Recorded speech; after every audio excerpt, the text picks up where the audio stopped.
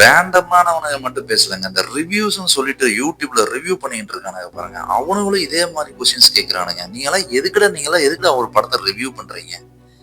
படத்தை சரியா பார்க்காம நோட்ஸ் எடுக்காம அதுல 2 தற்குறிய வேற இருக்கானுங்க ரிவ்யூஸ்ன்னு சொல்லிட்டு. அவனுங்க பேரெல்லாம் நான் சொல்ல விரும்பல. அவனுங்க அவ்வளவு பெரிய ஆளுகளும் கிடையாது. அவனுக்கு முதல் ரிவ்யூஸே கிடையாது. உட்காந்துக்கிட்டு சும்மா ரேண்டமா உட்காந்துக்கிட்டு ஏதோ வந்து வாய்க்கு வந்ததெல்லாம் பேசிட்டு ரிவ்யூன்னு சொல்லிட்டு இருக்கானுங்க. சரி அவங்களாம் விட்டு தொலைங்க. நம்ம நேரம் நம்ம வீடியோக்குள்ள போயிடுவோம். சரி கொஸ்டின்ஸ்ன்னு சொல்லிட்டு சில கருமத்தையெல்லாம் கேட்கறானுங்க. அதுக்கான ஆன்சர் நான் சொல்லிடுறேன். ஏன்டா நானும் படத்தை ஒரு தடவை தான்டா பார்த்தேன். நான் தெளிவா பார்த்தேனேடா. நீங்க கேட்கிற எல்லா கொஸ்டின்ஸ்க்கான ஆன்சர் என் மண்டக்குள்ள இருக்கும்போது எப்படா உங்களுக்கு மட்டும் இவ்வளவு கொஸ்டின்ஸ் வருது? ஃபர்ஸ்ட் கொஸ்டின் என்னன்னு பாத்தீங்கன்னா, ஸ்ருதிஹாசன் வந்து எதுக்கு ரஜினிகாந்தை பார்த்துட்டு அப்படி கத்திட்டு நீ வந்து வீட்டை விட்டு வெளியே போ அப்படின்னு சொல்றாங்க. ஏன் அப்படின்னு கேட்கறானுங்க.